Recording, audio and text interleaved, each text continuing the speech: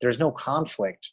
It's like he's a human who's weird, but then he's just evil and he loses all his human qualities. They made Mom that much in denial because it simplified the story. It made the rest of the plot easier to write. All right, so I'm good with these segues, huh? Exactly. This wasn't planned, audience. It wasn't planned at all.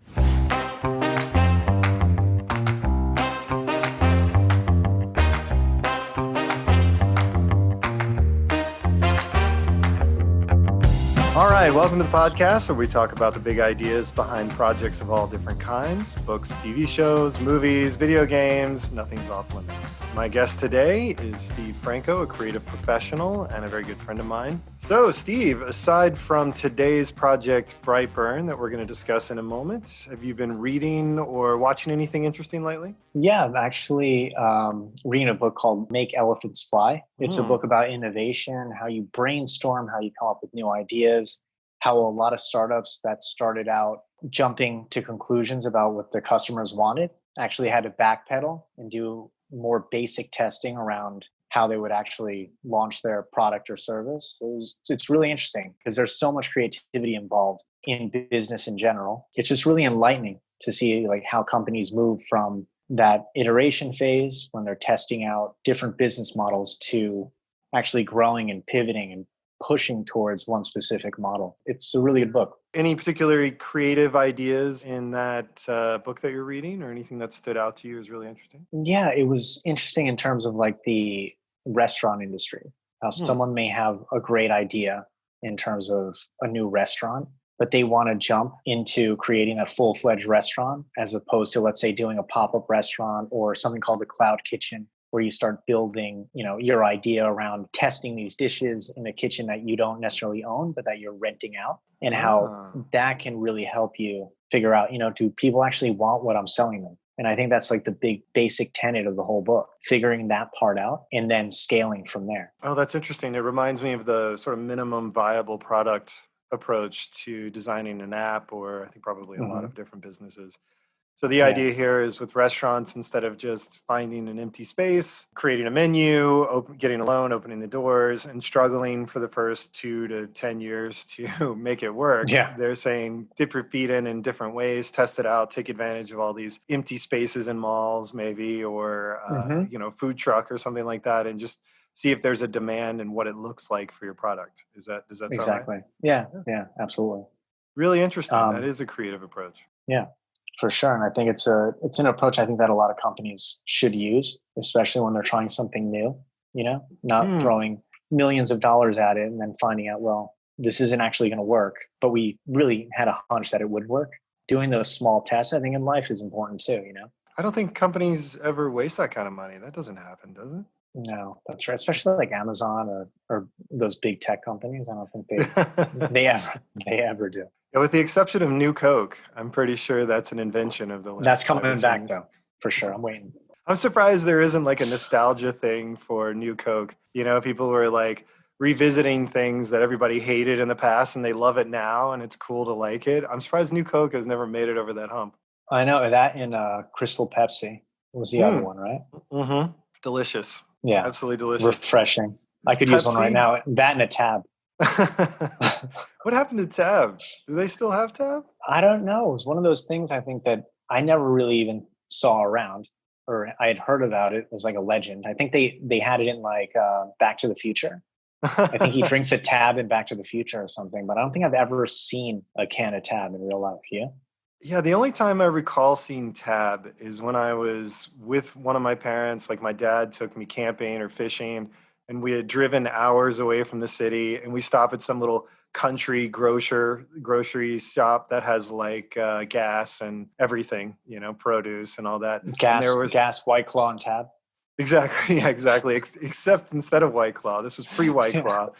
It was just maybe vodka or moonshine and Tab, I guess. Was that the early White Claw? But yeah, there was always like one lone soda machine that was like the old style where you had to like open it up, and there was usually a Tab in there. I think that's the only time I recall seeing Tab. You shake it and get your arm stuck to pull the can out. Now, these were big, luxurious glass bottles that you had to pull out of a fridge. Oh, nice. Basically, yeah. That sounds really refreshing right now. It's like 100 degrees out. Oh, yeah. That might be the only place they sold Tab. Maybe they still do. Maybe if you own a We're gonna gas have station to, in the mountains, you get Tab. if we were on a really big podcast right now, we'd have someone looking this up for us right now. A big podcast team. Yeah. The podcast research team. If Tab. this was a big podcast, someone would be drinking a Tab while listening to it and going, "Oh my God, this is crazy. This is so weird. I never drink Tab. I can't believe it. I'm drinking Tab now. This They'd is have incredible. to pay you. This is sponsored by Tab Moment. All right, that's enough of our Tab ad. Fully expect to get But a if check you're for like, but if you're out there, Tab, get in that's right. touch. Send me my 5 cents. Slide into the DMs. All right. So today's project is a 2019 film, Brightburn, directed by David Yarovesky, starring Elizabeth Banks, David Denman, and Jackson Dunn. I don't know what you thought about this movie. I thought it was pretty good. What was your reaction? I thought it was a solid 5 out of 10. I think it was kind of a mishmash of concepts that never really took form the way I think they intended them to. But we'll get into that in this podcast.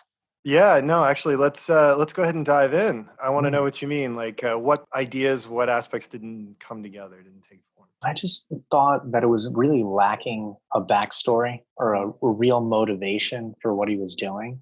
It's like, okay, we've got a kid. They find him in the woods. He gets basically adopted and raised by the human family. And then all of a sudden, one night, he's now evil. And we don't know anything about why that's happening. And then not only is he evil, but now he has superpowers. He's like an evil superhero. And he just wants to take over the world because he's being told to by, I guess, his alien family or something. He's been activated, kind of like a sleeper agent. So I don't know. I think those movies can work when you know why this person or this supernatural being is being activated in this way. Like, what's the bigger plan here except just taking things over? It kind of falls flat.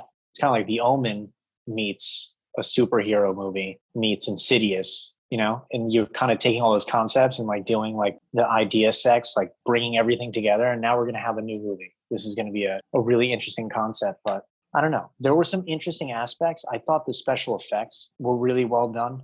How he's kind of like just flying through that diner, or, he's in one spot in the diner. He's moving towards the woman who he's going to kill, presumably. And you end up finding out that he did. I don't know. I thought that was really the strong part. And the acting I thought was really good. I think Elizabeth Banks is a really good actress. And I thought the kid they chose was creepy enough that he was good for the role. One of the things I wanted to talk about, and we'll get to eventually, is what you think might have made this story work a little bit better. And I had a few notes, and you hit on one of those right away.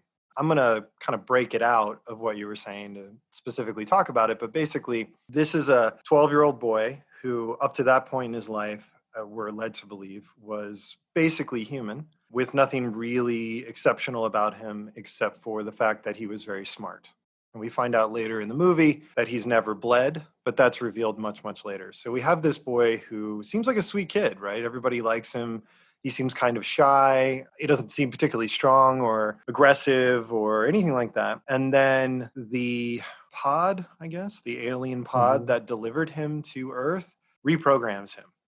And from then on, he is evil. And I think that's a real weakness in this story. I think they were trying to play off of the Superman myth too much, or Superman story too much. So they just said, okay, if you're watching this movie, you're familiar with the Superman story.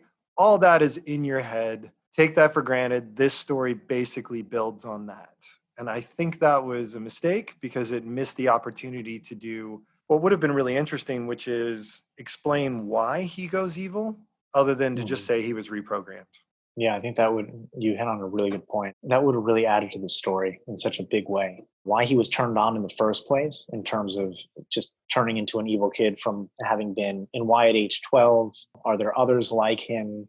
Or is he just going to single-handedly destroy the world, just fly around and blow up buildings like they show you at the end? Like he's destroying their town. Right. And he clearly is he activated only when he's really angry?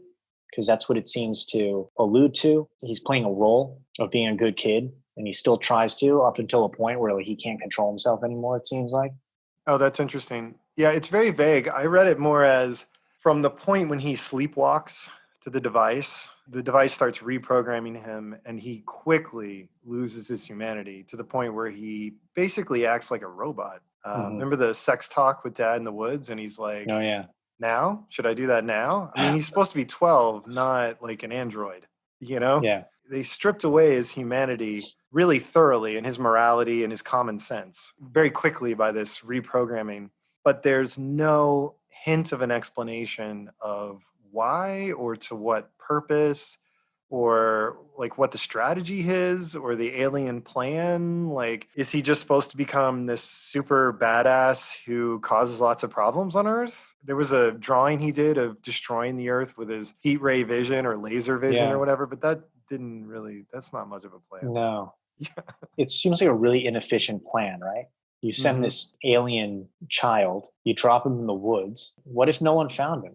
Yeah. That would have been interesting. Like, does he just get eaten by wolves out there? Or it makes no sense. Or they planned this whole thing from the beginning, obviously, to have him crash land right near this couple who happened to want a child. None of that was explained. He just ended up there. And they're just assuming that they're going to take him in. There was a sort of weirdly out of place bit early on. I think it was supposed to be foreshadowing when he's in the classroom and he's learning about insects, and the teacher asks him, difference between bees and hornets, and he kind of goes off on that. He talks about a species of hornet that basically trick other creatures, other species of hornet to raise their young. I guess that was what we were supposed to think the aliens were doing here, but it really wasn't clear or how that helps them at all. The original Superman story, baby Superman, is sent to Earth because his planet is destroyed. So he's a lone survivor, and he's sent to a planet where he has a chance of surviving. And as I recall, unless they've retconned it, which I'm sure they've done a dozen times, he lands on the farm in Smallville just sort of by chance, and is raised by kind people who are a little bit older and don't have any kids of their own.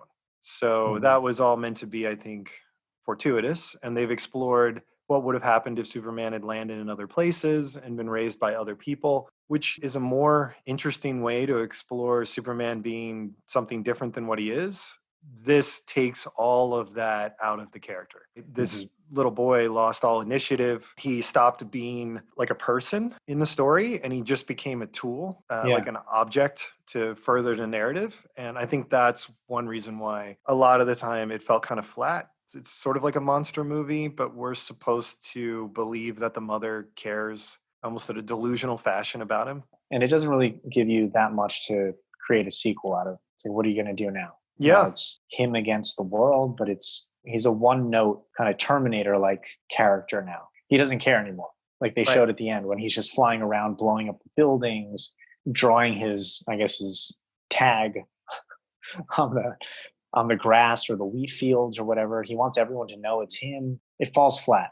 There were some interesting parts, or like some parts that had that like tension aspect when he's chasing that waitress in the diner. Thought that was well done. I thought when he goes after his aunt in the house, how he keeps triggering the alarm system or the lighting system, the motion detectors in the backyard.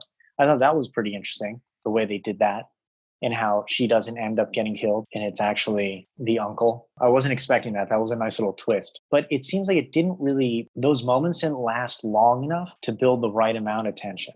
You know, as soon as you kind of realized what was happening, it was done.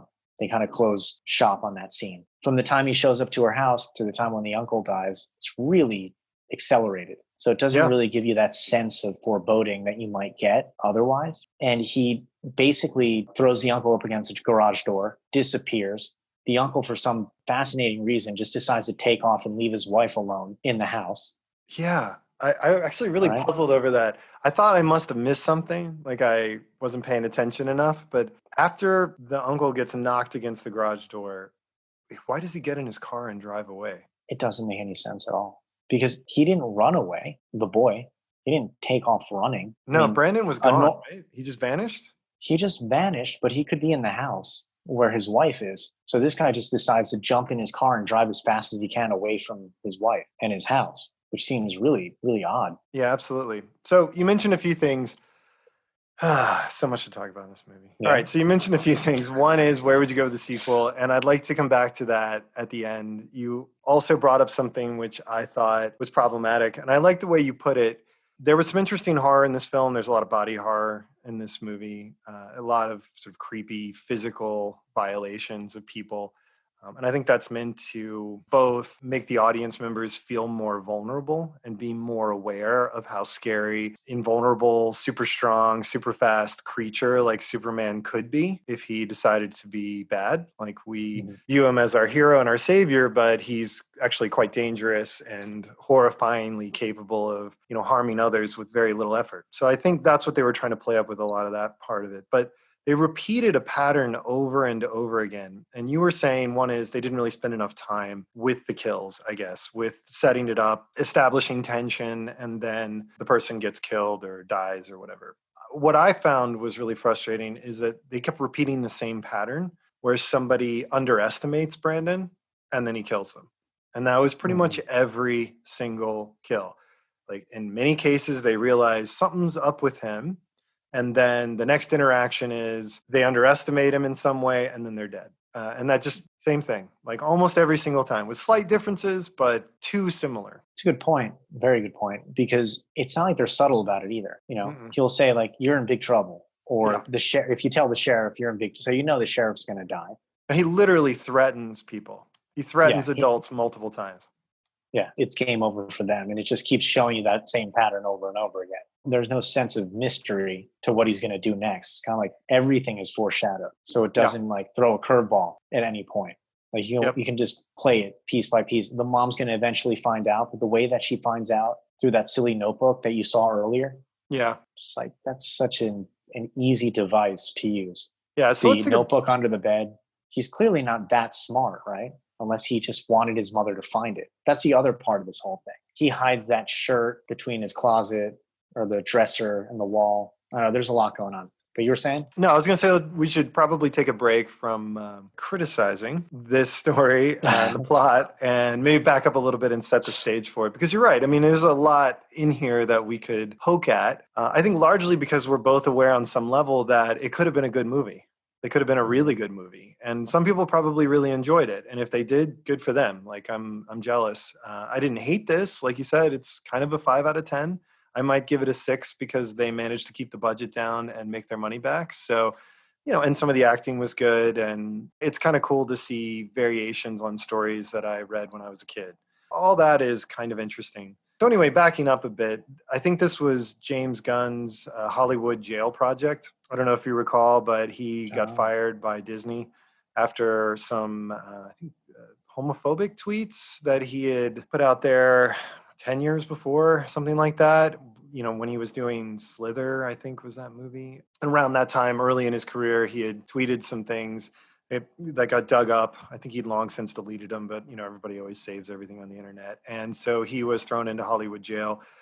In this particular film, he took a producer credit and he had one of his friends direct it. The director was one of the editors and actors in Guardians of the Galaxy. He had like a bit part in that movie. And the director also previously directed The Hive in 2014. I don't know if you remember that one. I don't think it made much of a splash at the time, but it's another kind of vaguely insect-themed horror film. It's basically about experiments. I think it's a Russian scientist experimented in creating a hive mind and then plugging people into it.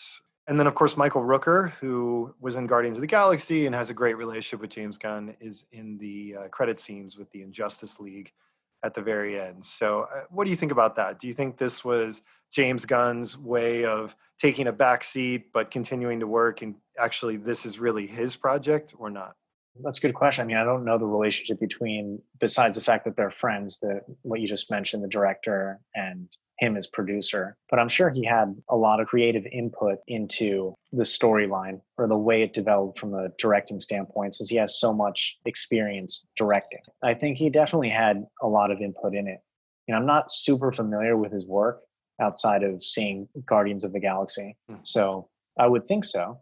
It would make sense. Good. Sorry. And a good way to get back into Hollywood, right, would be to have credit as a producer, have influence on the finished product, and then kind of get yourself back when the dust settles. Yeah. I mean, I think this was a way to stay busy and working I think his brother got one of the writing credits for this. Again, my guess would be that James Gunn decided this was a great way to kind of pull his name back so that like the controversy associated with his name didn't kill the project, but allow him to continue to work. So I'm guessing he probably wrote a lot of this and he probably weighed in heavily about a lot of the major decisions. And then he just took the opportunity to help some people that he's friends with advance their careers and get some credits and things that they wouldn't otherwise have gotten. But they did keep the budget down. And like I said, it did make its money back more than double, which is generally good because that typically covers advertising. I think this movie was a success, not a huge success. I think the biggest problem in making a sequel probably has to do with the fact that the reviews, critics and popular opinion was pretty mixed. It wasn't like some people loved it and some people hated it, which is almost better. It was a lot of 5 out of 10s, more or less. So I think you're definitely on the right track. So briefly, the plot, as you said, is an alien pod lands on a farm in Kansas near the town of Brightburn, Kansas, I believe, which is where the movie gets its title. The family or the husband and wife living there, we see via books on their shelves, are unable to have a child. They apparently, we don't see this, we see a dream sequence reimagining of this later, but apparently they go out in the woods, they find the pod, they find a baby inside, they decide to raise it as their own. Fast forward about 12 years, and the boy is about to turn 12. He wakes up in the middle of the night, is drawn to the barn where the pod has been stored secretly, and essentially reprograms him or activates dormant programming in him that makes him evil and commands him in an alien language to take the earth. That sound good so far? Sounds about right, yeah. Okay, and from then on, he stops being a cute little human boy. He is clearly like a snake in the grass, like almost like a robot that pretends to be a boy some of the time, but not particularly well. He doesn't do a good job of hiding his powers. His parents realize it. One of his classmates realizes it, and slowly but surely, he basically kills or severely wounds everybody, with the exception of his aunt, who he just sort of traumatizes, I guess. Yeah. Yeah. And then in the end, he murders his mom, and the end. That's about right. Okay. That's it. So good summary. I really like that you mentioned the Omen, because I actually made a note to ask you if this is Damien in the Omen 7. It doesn't really seem to be very different. Can you think of any major significant differences between Brandon Breyer and Damien in the Omen series? Not It's really. like 6 right? movies.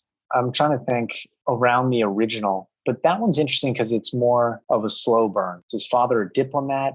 So just little by little, it starts getting revealed who he is. I don't really think there are too many differences between the two characters, except in this one, it's extremely rushed. And he turns into more of a, like you said, more of a robot than like a sinister manipulating type of character. He's just kind of, how do I say this? He's like a more Terminator than he is Damien in the Omen. That's a really good distinction. Very creepy. All the deaths around him appeared as accidents, if I recall correctly. So being suspicious of him took more, right? I think there was like one person who was suspicious of him, or maybe 2. There was a supernatural mystery around him that was also interesting. And he was very intelligent and very sneaky. But he still seemed way more human than Brandon Breyer did. Way more. And I think that made him interesting, almost like an adult in a child's body. Whereas that's really creepy. That's a good point. Yeah. It's very creepy to have that. As opposed to just a regular kid who goes Terminator. Yeah. Which isn't really that compelling. And he doesn't hide anything very well, like we were saying earlier. He wants everyone to know. Like he mentions his superior intelligence. He questions his reaction to his uncle being killed. He's just so neutral about it. In the way he says, I loved him, I had nothing to do with it, was ridiculously unconvincing. So he was just, in a sense, toying with them. But for the audience, it's not that satisfying. There's not a slow way of them figuring it out piece by piece. It kind of all happens at once. Hey, let's go out hunting. I'm going to shoot you in the head. You know what I mean? There was nothing that would tell you that he wasn't going to do that. He doesn't even find a deer or find something to shoot at. He just has him walk in front of him and okay, I guess I'm going to shoot my kid now. It's too easy. Well, you're pointing out a few things here. One of them is people in this story aren't too smart. No. They're not real clever. No one, really. Maybe the sheriff was sort of Mm-hmm. clever to figure things out, but the clues were just literally put on his desk in front of him. So that was kind of random. Brandon's not particularly smart. He doesn't cover his tracks. He's blatant. He threatens people.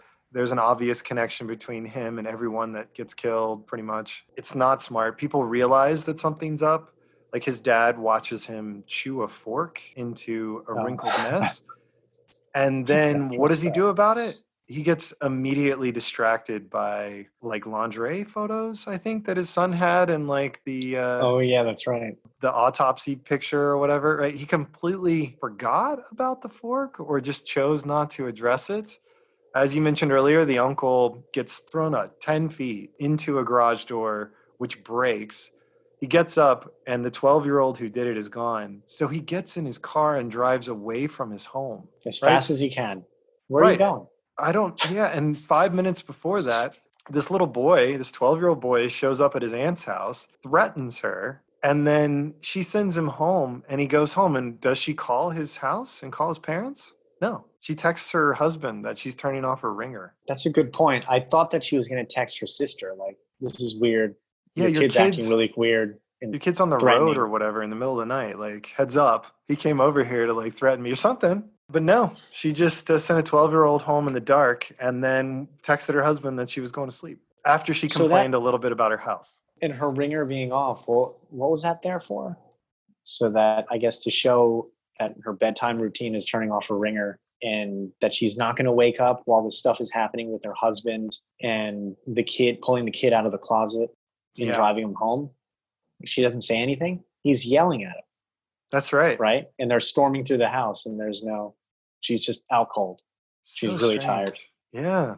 So there's just a lot that doesn't make sense. There's a lot that it seemed like it was there for a reason, but that reason either got cut out or didn't add up. Mm-hmm. Like Brandon signing his crimes, right? You mentioned that earlier. Like he's got his little tag there. What? Why? If he's at all interested in keeping his identity secret at all, which apparently he is since he wears a creepy mask and he threatens everybody who wants to out him before he murders him. He smashed that girl's hand in the middle of PE. He signs all of his crimes. He threw his dad against the wall. Like, I know earlier you were saying sometimes he acts from anger and it leads him to make mistakes, but he's using the victim's blood to sign a crime because he's angry. Like, it's really weird. I think it was a real struggle to sit and watch these people make some of these mistakes. And I think probably the biggest movie sin of all was Elizabeth Banks' character being so devoted to him no matter what he did, right? Mm-hmm. And so delusional about the way that he acted. Did you notice that? Like they really had to up the ante on her level of denial. Yeah, they really did. She was in utter denial no matter what was in front of her. He would kill people in front of her and she still would say, "You're still a good boy." Yeah, that was really, really bizarre. And then in the end, she underestimated him and he killed her.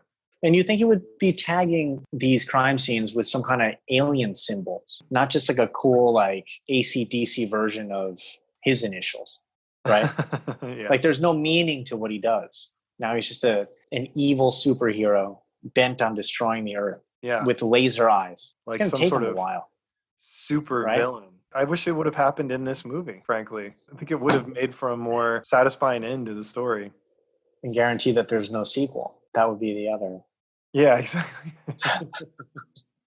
Yeah, any thoughts on why the mom was extra delusional in this movie? I think it was a good device not a good device, but a device to illustrate the fact that he could do anything around this small town, easily tied back to her son. And if she's in denial, then him getting caught is going to just play out in a much longer fashion until the end. Because if she starts formulating a plan early on, it's going to change the whole dynamic of the movie. Because the dad's going to be on board. So it's going to turn into like the parents against the kid. And that's a whole different thing going on. So having her be in denial so long lets every other ridiculous thing in the movie happen up until that ending where she gets dropped from like 30,000 feet, I guess. Because there was a plane up there too. Yeah. I think that's why they did it. I don't see any other way that they could make her a really rational character who's not in denial and have it play out the way it did. Well, I think what you said could work if they had made her realize that he was what he was, but that a conflict between her and her husband had been like whether or not he was redeemable. Instead of denying that he has super abilities or that he's doing bad things, which is what she did, if she had accepted those things, but then thought that he could be, turned or, raised, or the evil programming could be countered, if she had thought she understood better what was happening to him and that her love could help him become a hero, then I think it would have been a more interesting second part of the film or second half of the film or so. Like if she had dropped the denial and accepted it and they'd had a conversation and an argument and dad had been like, look, we have to destroy him. And mom had been like, we can fix this. He's our boy. We can love him into being a good guy. And then dad ended up getting killed. And mom, in a way, would still support her son because she said all along that he could be good and wouldn't really blame him if she disagreed with her husband. So that would have been more compelling and could have even set up an ending where instead of him killing his mother, she starts helping him. And she thinks that she's the influence that keeps him from completely destroying the earth. I mean, if you think about it, an evil Superman, what chance would anybody have? Superman could just trash pretty much everything, especially if you don't know what his weakness is. His mother, keeping the lid on it a little bit and reining him in a little bit, there'd be a different balance point between an evil Superman and the rest of the world. And I think that would be more interesting and it would better mirror the Superman story in that respect. So they could have done that. The only reason I can think of, and I think this is kind of what you're saying, is that they made mom that much in denial because it simplified the story. It made the rest of the plot easier to write. Because things sort of follow one after the other. Nothing really deep or complicated happens. You can repeat the same death pattern and then you're done. I wonder if they backed into her character, like made her that much more in denial once they realized, wait a minute. Oh, yeah. We've got a problem here. Right. With She's the too mom. smart. Because the dad was easy. Because the dad is like, something's wrong. He's not my kid. Let's do something about it. That's a really good point. Maybe as they were drafting the story or developing the story, the mother character had to be scaled back in terms of her intelligence and the amount to which she naturally would drive the story, because she really doesn't drive the story that much. No. And I guess she's the main character? She's the main character, right? I guess so. Yeah. Right. It can't be Brandon Breyer because he's basically a prop. He's not really an actual character, or at least he's not a three-dimensional character. So it would have to be her. So she's the main character, but she doesn't drive the story. Is that why we don't like this? Maybe. I hadn't thought about her in that way. I guess I'd been so focused when I was watching it, just around how silly it was. All these, like that, what you're calling the death pattern. I was just following that. Okay. 1, 2, 3. 1, 2. Basically, I wonder if even the timing of each one of those segments is exactly the same. Yeah. Right? Almost like it fits in like a puzzle. Like a simple song. The discovery. Oh, yeah. The threat. Okay. Wait 5 minutes. Because it was basically like no time at all before he was going to do something about it. They even add scenes really that broke that up to build tension like they would in a normal thriller. Like, what is he going to do? I wonder. And then all of a sudden he's enacting his plan. As soon as you hear with the little girl mentioning her mother, I'm going to do something about that. I believe the next scene was him in the diner going after the mom, right? Yeah. I mean, it's real close, if not the next. Exactly. Yeah. Yeah. So instead of what you're describing, which is a pretty bland pattern, if the story had been more about the mother versus the programming that was in him, activated by the ship, kind of like the mom versus the pod, more or less, or the aliens that it represents, then you could have had those moments where someone's kind of mean to him or becomes an obstacle. He does the sort of hunting thing and they underestimate him and then he kills them. And then there's a period of redemption where his mother steps in and it seems like he's going to be better and okay. And then something bad happens and he, goes out and kills someone again. And then mom tries even harder and more desperately to redeem him. And then he goes out and does it again. And then finally you have a showdown. That's a slightly more interesting pattern. Right. Another thing I thought might make it a better story is if mixed in those periods of redemption, or maybe even in some of the parts of it where he's hunting or killing people, if they played off of the Superman story in more interesting ways, instead of like, this movie just basically exists on top of the classic Superman origin of his youth, you know? They just added on, you know, from one point on, it sort of changes and everything prior to that is basically the same. If they had him develop and played off of key moments in different ways, like, I'm trying to think off the top of my head, Superman loses his father, it's a tragedy. You can't save them. I think the best example of this is the 1980s movie, where as a young man, he has this power, but even with all this power, there's nothing he can do to save his father from a heart attack. And that's a really, really important lesson that teaches him a lot about valuing people and humanity and using his powers responsibly and their limits and so on and so forth. A moment like that, if you presented it and then played off of it, you know, for this character would have been much, much better than what happened where he just grabs his father and lasers him through the face. There really wasn't a lesson there. It didn't change the character at all. And doing so, they missed an opportunity to take the existing Superman story and then play off of it in a way that develops the characters and makes you at times maybe feel something for this child, or in a way maybe even conclude that people are responsible for what they get, instead of what it is, like you said, is just a Terminator from space. That's a really good point. I think you need those humanizing moments. And those are the moments that as an audience you really hang on to, because it causes that conflict, right? Yeah. Like if there was a moment where his mother was in danger and he was protecting her, it would throw you on the side of like, maybe there is something to this guy after all. He's not just pure evil. But then maybe you find out later that he needs to protect the mother for some other ulterior motive. That could have worked. Because he's still vulnerable and he needs to appear human. And if you'd had the mother and the father have a growing conflict over this, and at one point the father, you know, not being an all good person, abuses or assaults the boy's mother, and that's what triggers him to kill his father or something like that, it also adds this element of what made him what he is. Is it the alien programming, or is it the fact that his parents weren't perfect people? Like in the Superman story, what is he a reflection of? What made him the way he is?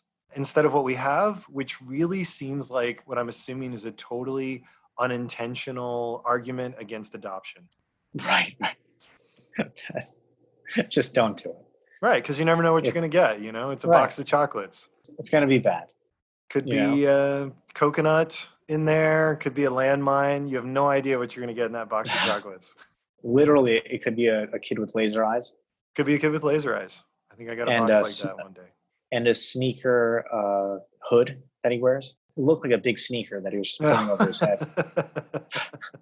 Like a Chuck Taylor. Yeah. Did you notice how quickly he put that stuff on too? Yeah, and it came from nowhere. When his dad took him out in the woods to Old Yeller him, he got shot, and then he just appears with that weird mask. Like, where was it? I know. And the cape. It never shows you his interest in comic books at all. You don't even know if they exist in this world. Right. It's like peeling the onion back. You know, there's always something that's not really working. I think maybe that was supposed to be his his telephone booth moment, like the Clark Kent turns into Superman. Yeah. Maybe that's what they're trying to show you. I guess something about his alien programming drove him to, you're right, you know, it would have made way more sense if he'd had one superhero comic book at some point, or he'd walked past the television with a superhero with a cape or a mask on, or like literally anything. I want to get your opinion on this because I thought about this and it's a little bit off topic. You know how sometimes you see a movie and that movie has in it something that is a big part of pop culture? Like, for example, zombies or superheroes or werewolves or whatever it is. In some movies, no one in the movie has ever heard of this thing.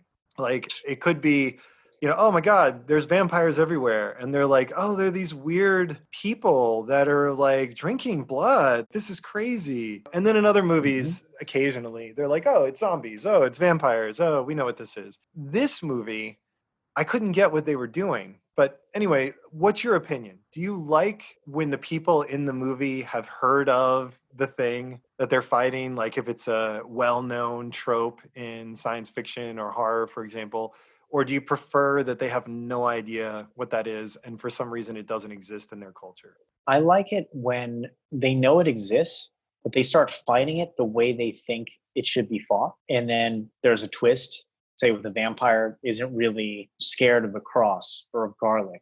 I like those moments in movies because it adds that little bit of like, oh, this isn't your typical zombie or vampire movie. Say taking those two examples, when they behave in a way that's very unexpected. Like zombies are maybe supposed to be slow, but then 28 days later makes them super fast. I like that. Yeah, that absolutely. aspect. I think that's good. That's like a nice middle ground, right? You get those comedies where they're like, oh, it's the zombie apocalypse we've all been hearing about that would happen for 70 years or whatever. So let's get our equipment and go out there and kill them. Headshots, everyone, remember, which is just too far. I like yours where in this movie, I think that would be something to the effect of mom and dad talking late at night and, arguing over the fate of, I'm already rewritten this movie, but arguing over the fate of their son, and dad saying he must have a weakness. There must be something. In all those stories, they always have a weakness, don't they? What is it? What do you think it is? And mom being like, I don't know, nothing. Right. Like flat out lying to protect him, right? So dad goes sort of hopelessly after son, and mom realizes too late maybe that she made the wrong choice or decides never to reveal his weakness, something like that. But I think that's more walking the line than what we got, which is a bunch of people who, including the news reports at the end, nobody seems to know what a super powered person would be. So I guess that doesn't exist in their culture. I don't know. I guess not. But there's video of the superpowered person. Right, but they don't seem to have any Flying around. frame of reference for this stuff. Michael Rooker refers to a half man, half sea monster that's flipping ships in the Pacific or the Asian Sea or something. I don't know. Oh yeah, that's right. And then like a mythological creature. Right, and then the Wonder Woman character, he refers to as like a witch, basically. Mm-hmm. So it seems like they're using myth or supernatural as a frame of reference, and they're not at all. It must be a world where there are no superhero comic books or movies. Maybe that would explain why he doesn't have comic books, or he doesn't. But it doesn't. There's no reference to any movie. But it doesn't explain why he has a cape and a mask. Exactly. That's a good point. So it's he just invented it? That was his thing? Well, it's an alien thing. They all wear capes and masks. I guess. There's their alien culture that we never get exposed to. I don't understand why he wears that in the first place. There's absolutely no need for this kid who keeps saying he's superior to humans. Right. They make him out to be like flat out, extremely arrogant. He thinks he's beyond that. Why would he care? They can't do anything to him.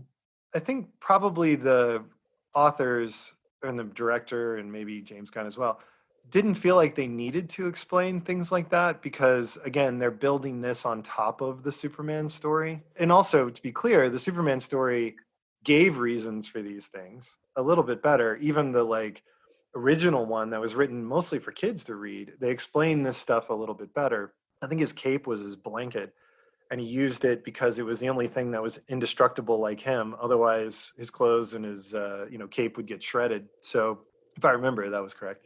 So anyway, I guess they felt like they didn't need to explain this stuff, and they didn't really need to build a universe or even a full mythology around this. They could just take their story and use the Superman story as the backbone and then just go on from there. Focus on some good kills and, wrap it up. Dark ending, the end. It just seems like it was a movie that was maybe written in a weekend. Yeah. Put together really quickly. What if a pod lands with a baby and a family adopts him? Yep. All right, go. You know what I mean? Like a hackathon. What if Superman but evil? Okay, let's crank it out. Yeah. I think that's all it is, really. And they just focused on some decent kills.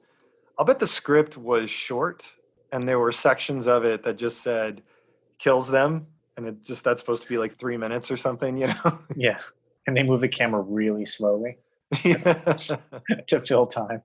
So a couple other things. Would you have liked to seen more about the aliens that sent him? Absolutely. I think that would have been a really important thing to show. Even allude to, or if they're mythological, like there's a history of aliens on this planet. Something happens every 500 years or something. They've tried to destroy the Earth before. Anything beyond just a garbled message, a reprogramming of a kid, and now he kills everything. Yeah, it would have Yeah. definitely helped a lot, you know?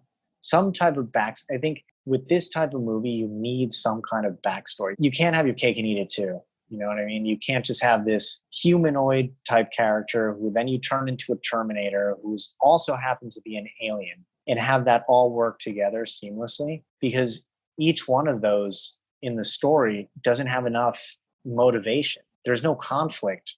It's like he's a human who's weird, but then he's just evil and he loses all his human qualities. It's too stark a contrast for a movie like this. It's boring, and I think what you're saying is this movie needs more of its own mythology. Yeah. And I think that's absolutely true. It's the only way to really get you thinking more along the lines of, you know, why is he doing what he's doing, as opposed to, that seems really silly. They better tell me why he's doing what he's doing, and then there's no payoff at the end. Yeah, all we got was take the earth, repeated, which presumably means enslave it so that we can show up later and something. And take down that airliner? Right? Well, the airliner, I think, was for cover. Why does he even need cover? He doesn't. But at that point, he's so beyond being a human boy that needs to like weave his way into society before the big reveal. He's already turned. He's bad. Right. Well, he doesn't need He's not going to be able, but he's not going to get a job as a journalist if he doesn't preserve his human identity. That's right. Come on, think about these things, Steve. I can only edit so much out. Come on. I hadn't thought about that, but you're right.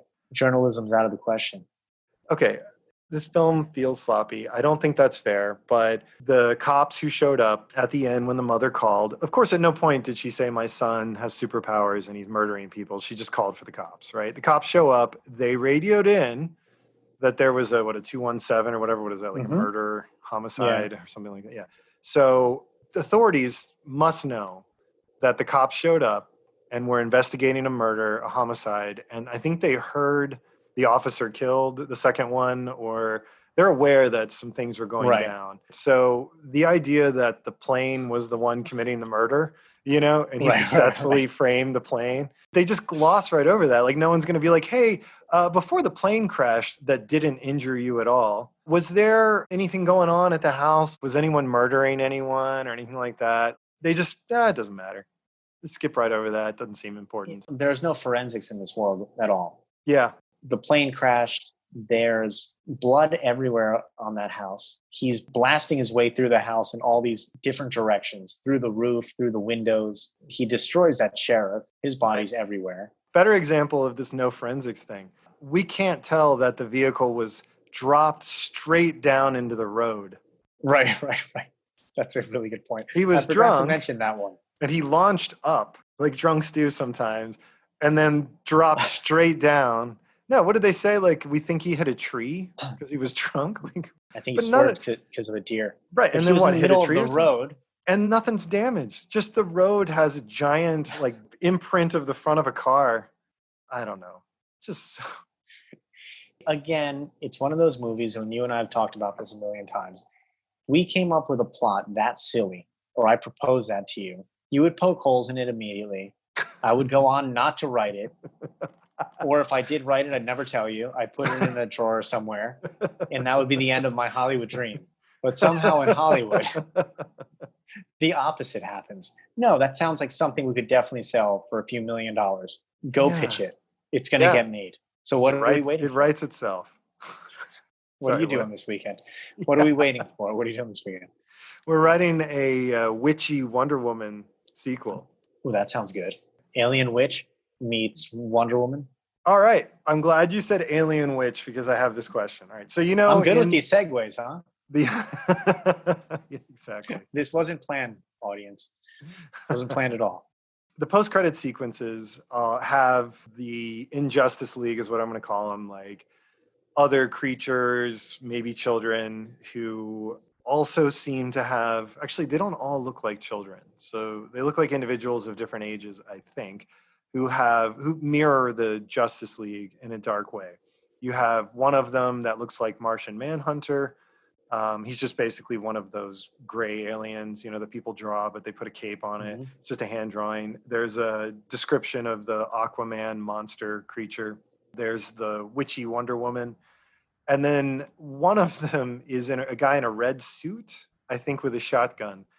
Did you recognize that guy? I didn't know. Okay.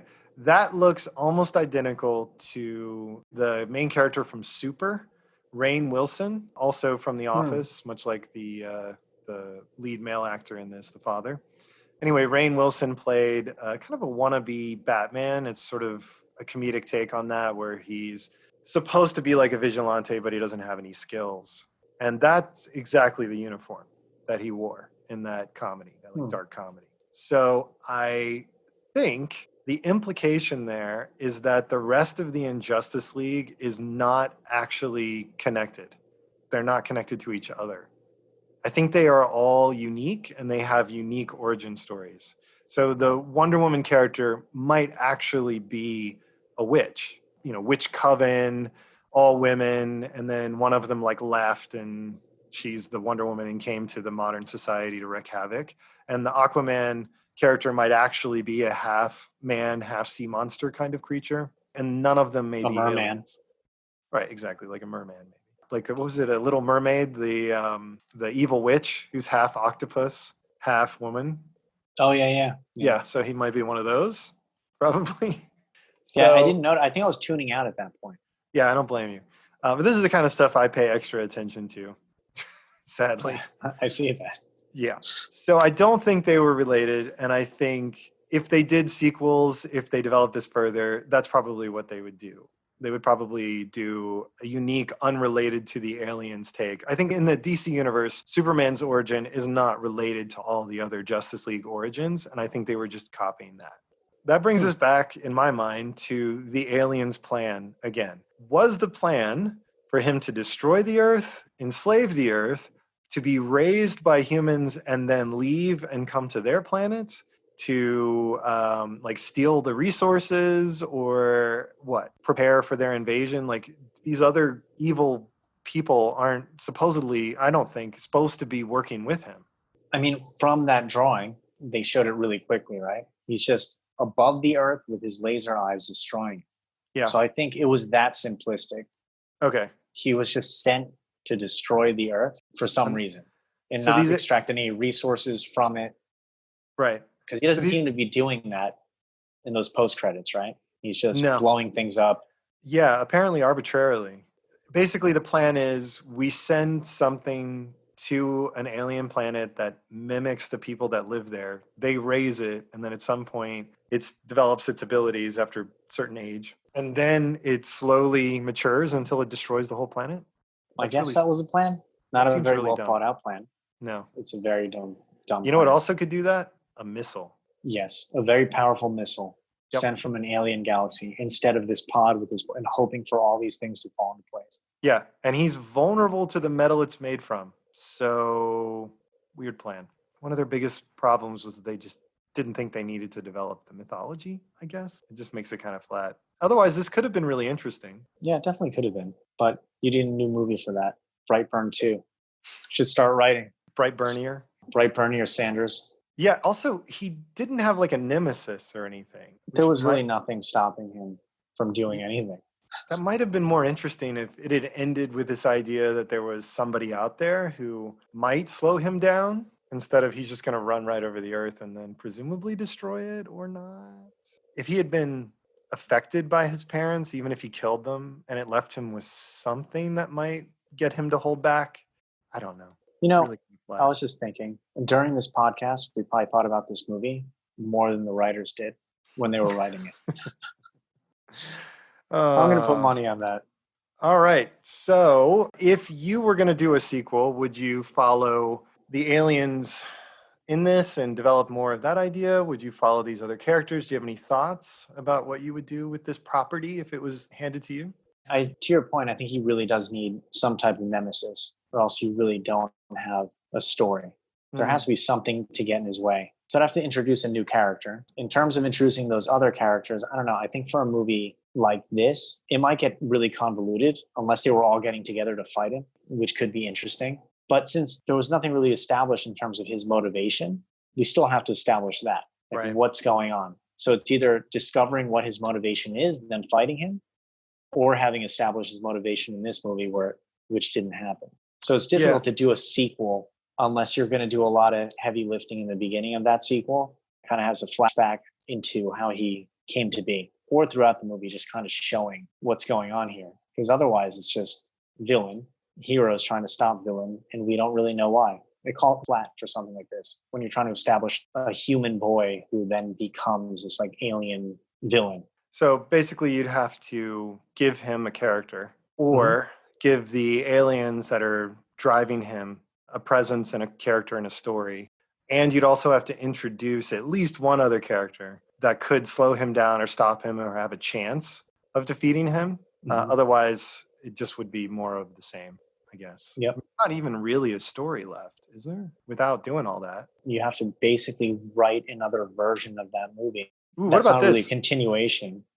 What if, though, instead of making the same mistake and trying to just put another movie on top of existing DC continuity, those other members of the Injustice League, those other creatures, right, or those other people or whatever they are, figured out his weakness and tried to fight him or stop him or slow him down, but they're also not good? So you have evil versus evil in a way. That might be more That would be interesting. really interesting. Yeah, it would be. Parts of it would be interesting, I guess. Or if they have to fight the aliens because they mess with their plan, they find out that they're not going to be able to go through with whatever master plan this was, that they still have to reveal in this movie, and they come and it's like an invasion movie, or they send someone else. All right, so you got another Terminator, basically.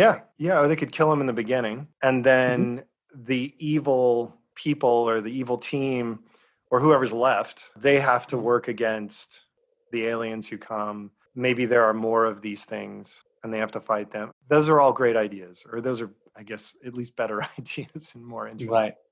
Just so they can ensure their survival, even though they might hate each other, right? There might be conflict within them. Yeah, they hate humans, but this is their planet and they don't want to lose the whole planet. So, yeah. And they're monstrous in different ways and work together for more interesting reasons, basically they're layered characters, and then you could develop that. That would be a more interesting universe. For sure. Yeah. All right, that makes me feel better. There's something there. I think there's something there you could work with. Yeah, absolutely. All right, anything else that you want to say about this favorite movie of yours? It wasn't horrible. There were some interesting points that they could have explored. I think overall, the way it was pieced together was just not really well thought out. Any movie, there's going to be plot holes, but this is just one plot hole after another, which I think really can stand up on its own as being a good movie. What's your ultimate take on it? I agree 100%. They could have done a few things here or there to flesh out the mythology just a bit, and that alone would have been great. Or if you're going to abandon all that, like you were saying, make the moments where he is stalking someone less predictable and less consistent with each other, less of a pattern, so that there are more surprises there, and very easily just give him moments of seeming redemption. I think that would have been really a lot more interesting, a lot more compelling, and explained his mother a lot better. But as it was pretty by the numbers, pretty flat, pretty predictable through most of the story, which is unfortunate because I really like the idea. And if somebody else wanted to take another stab at doing their own version of classic story, something as classic as Superman, and turning it to evil, I would be interested. I would love to see what you would do with that. But I don't think another movie would be justified for a while. I think it would have to be, well, actually, what is it? The Amazon series did this. Oh, what's it called? The Boys. The Boys, yeah. Yeah, The Boys did basically the same thing. They just added their own mythology. They have their own Justice League, but instead of them being a thin, two-dimensional character dropped on top of the existing story that's been told about each of those types of characters, like their Flash character is not Barry Allen, just now he's bad, right? They're all much more nuanced and mixed. They're not bad as much as they're not good. And that is a much better version of this. So I guess we got it. I guess we got the version that works a lot better. Although, boy, that show goes in its own directions for sure.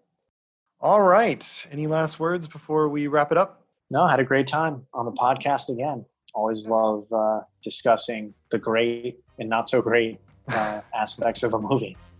Yeah, I appreciate it. Anytime you or anyone listening come across something that you think is interesting and worth discussing, preferably if it has a good creative idea in it that you think is worth unwrapping a little bit and exploring, I'd love to get that recommendation.